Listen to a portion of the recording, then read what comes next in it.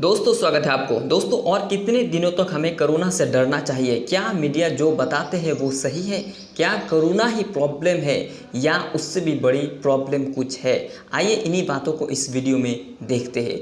दोस्तों ये वीडियो अगर आप यूट्यूब पर देख रहे हैं तो इस चैनल को सब्सक्राइब कीजिए और अगर फेसबुक पर देख रहे हैं तो इस पेज को लाइक कीजिए। दोस्तों बेसिकली जिस इन्फॉर्मेशन की वजह से हम कोरोना को लेकर डर रहे हैं वो इन्फॉर्मेशन ही कंप्लीट इन्फॉर्मेशन नहीं है। अगर हमें क्लियर समझ में आ जाए कि एग्जैक्टली क्या हो रहा है तो हो सकता है हमारा जो डर है वो कम हो जाएगा या बिल्कुल ही ख़त्म हो जाए। करंट सिचुएशन ये है कि इंडिया में नियर अबाउट 3 लाख केसेस हो चुके हैं और करीब 9000 डेथ्स हो चुके हैं। 55 लाख टेस्ट हो चुके हैं। सबसे इम्पोर्टेंट है ये समझना कि इस टेस्ट की क्या रोल है, जो भी हमारा डर है उससे इस टेस्ट का क्या कनेक्शन है।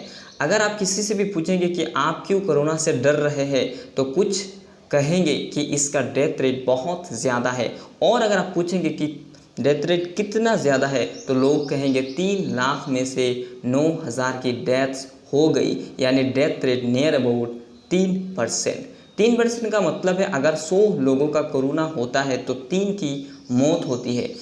तो क्या यह सच है? पहले इसको समझने की कोशिश करते हैं कि ये 3% आखिर है क्या। मीडिया पर हर दिन अपडेट दिखाई जा रहे हैं, उसमें कहते हैं कि कुछ दिन पहले तक डेली केसेस 2000, उसके बाद 3000, उसके बाद 5000 जा रहे थे। अब हर दिन 6000, 8000, 10,000 तक केसेस आ रहे हैं। बट कोई ये नहीं कह रहे कि टेस्ट भी बढ़ रहा है, क्योंकि टेस्ट के नंबर से ही हम कह सकते हैं कि एक्चुअल में डेथ रेट कैसा है। उसको कैलकुलेट करना भी बहुत ज़रूरी है। इसके बेस पर हम कह सकते हैं कि हमें डरना चाहिए या नहीं, किसी भी बीमारी से हमें डरना चाहिए या नहीं। इसका बेसिस ये नहीं हो सकता कि इस बीमारी का इलाज है या नहीं, उस बीमारी का वैक्सीन है या नहीं, क्योंकि इलाज वैक्सीन बहुत से बीमारी का नहीं है। तो क्या हम उन सभी बीमारियों से डरते हैं? नहीं डरते हैं। तो सबसे पहले हम डेथ रेट की कैलकुलेशन करते हैं कि एग्जैक्टली कितना है। वर्ल्डोमीटर्स के मुताबिक अभी तक इंडिया में टेस्ट हुआ है 55 लाख। हमारे देश की पॉपुलेशन है 130 करोड़। यह 55 लाख टोटल पॉपुलेशन के 1% भी नहीं है, क्योंकि 1% होता है 1 करोड़ 30 लाख और केसेस सामने आई करीब 3 लाख, यानी एवरेज 5% के आसपास। अगर यहाँ पर हम 5 करोड़ टेस्ट किए होते तो केसेस हो चुके होते अब तक 25 लाख। 50 करोड़ को टेस्ट किए होते तो डिटेक्ट हो चुके होते 2.5 करोड़। अगर हम 130 करोड़ के ही टेस्ट किए होते तो ये नंबर हो जाता नियर अबाउट 6.5 करोड़। एक और बात यह है कि कोरोना में ऐसा नहीं है कि सब में सिम्टम्स दिखाई देते हैं। 80% से भी ज़्यादा केसेस नो सिम्टोमेटिक होते हैं। दोस्तों डेथ्स को अंडर रिपोर्ट नहीं किया जा सकता है, बल्कि ओवर रिपोर्ट किया जा सकता है। मतलब अगर आपके टेस्ट के बाद बॉडी में कोरोना वायरस मिला लेकिन पहले से ही आपके अंदर बहुत से प्रॉब्लम्स थे, तब भी आपको किसी न किसी वजह से तो मौत होना ही था। लेकिन क्योंकि ये कोरोना का समय है इसलिए वजह कोरोना ही बताया जाएगा। तो ये जो 9000 का नंबर है इससे कम तो हो सकता है, लेकिन इससे ज़्यादा होने के चांसेस बहुत कम है।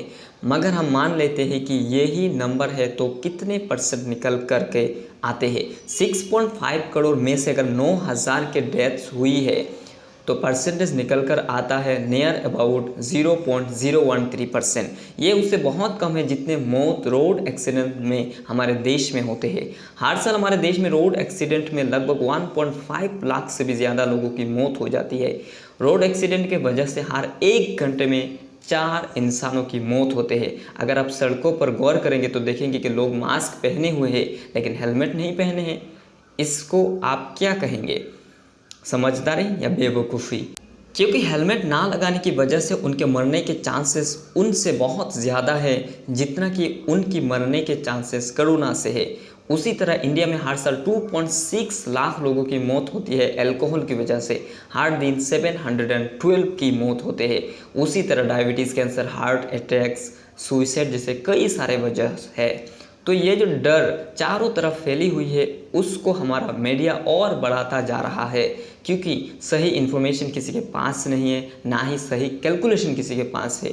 तो इसका डेथ रेट अगर 0.01% है तो सवाल ये है कि हम इतना डर क्यों रहे हैं। क्या कुछ और ऐसा है जिससे हमको डरना चाहिए, जिसके बारे में कोई बात नहीं कर रहा है, जो इससे काफ़ी ज़्यादा भयानक है। दोस्तों, काफ़ी सारे रिपोर्ट के मुताबिक हमारे देश में इसी कोरोना के समय में लगभग 13 करोड़ लोग अनएम्प्लॉयड हो चुके हैं। और 13 करोड़ लोग अनएम्प्लॉयड होने का मतलब अगर इकोनॉमी के नज़रिए से देखेंगे तो ये जो लोग हैं ये अपने जो खर्चे हैं वो बहुत ही लिमिटेड कर चुके हैं। जिसके नौकरी चली गई वो क्या मार्केट में जाकर कपड़े खरीदेगा, वो क्या अपने बच्चों के लिए खिलौना खरीदेगा। ट्रैवल एंड टूरिज्म की बात ही भूल जाइए, जिससे मार्केट में प्रोडक्ट के डिमांड कम हो जाएगी और इसके लिए इंडस्ट्रीज अपने प्रोडक्शन कम कर देगी। और जब डिमांड कम होगी, ब्रांड्स, इंडस्ट्रीज, कंपनीज को उनके सप्लाई को कम करना पड़ेगा। इनके सप्लाई कम करने पर अनएम्प्लॉयमेंट और बढ़ जाएगी। आज जो नंबर 13 करोड़ का है वो 20 से 25 करोड़ तक भी पहुंच सकता है, जिसके वजह से रिसेशन आएगा। और मौजूदा समय में पूरे दुनिया में ग्लोबल रिसेशन आ चुका है और यही रिसेशन और डीप होकर आ जाएगा डिप्रेशन। और डिप्रेशन से बाहर निकलने के लिए किसी भी इकोनॉमी को कम से कम 5 से 10 साल भी लग सकते हैं। तो इकोनॉमी का पहला ही बुरा हाल था और अब ये कोरोना की वजह से और बुरा हाल हो गया। हमारे जो डर है ये सिचुएशन को और ख़राब कर रहा है। इस डर को हर कोई बढ़ाने में लगी है, कोई भी कम करने का नाम नहीं ले रहा है। तो दोस्तों, हम क्या इस बात से डर रहे हैं कि डेथ नहीं होनी चाहिए?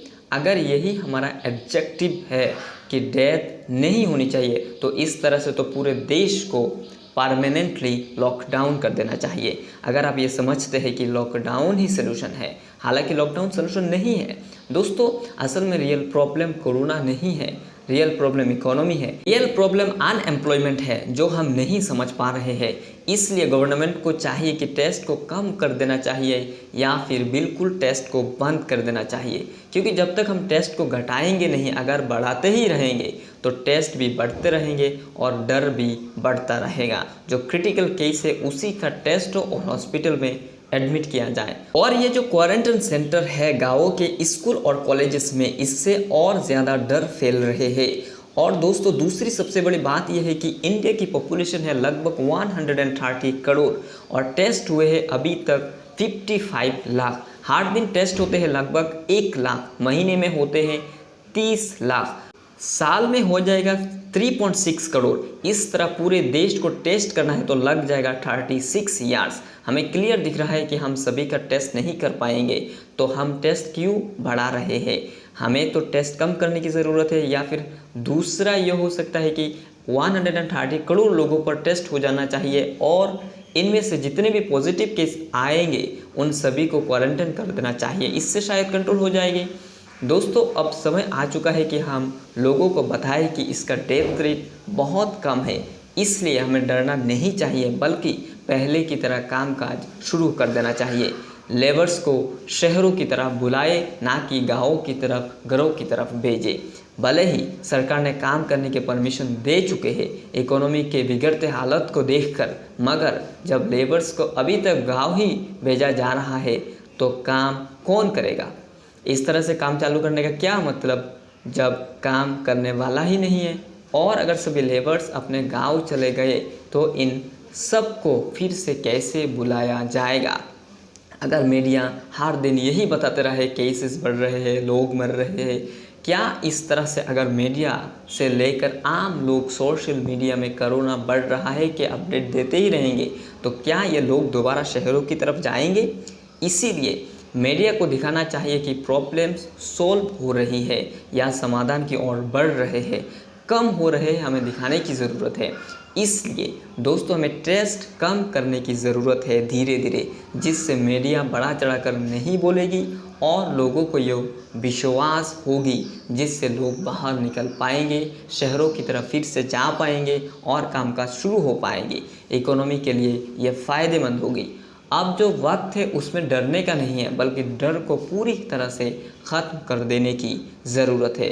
क्योंकि रियल में कोरोना से जितने लोग मरे उनसे कई ज़्यादा मरने वाले हैं कोरोना के डर से। इसी तरह जितना नुकसान हुआ है कोरोना से, उससे कई ज़्यादा नुकसान होने वाला है कोरोना के डर से।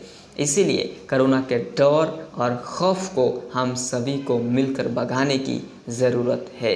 दोस्तों, उम्मीद है यह वीडियो आपको काफ़ी इन्फॉर्मेटिव लगा होगा। इस चैनल को सब्सक्राइब कीजिए और इस वीडियो को ज़्यादा से ज़्यादा शेयर कीजिए। मिलेंगे इस तरह के और एक इन्फॉर्मेटिव वीडियो में, तब तक के लिए शुक्रिया।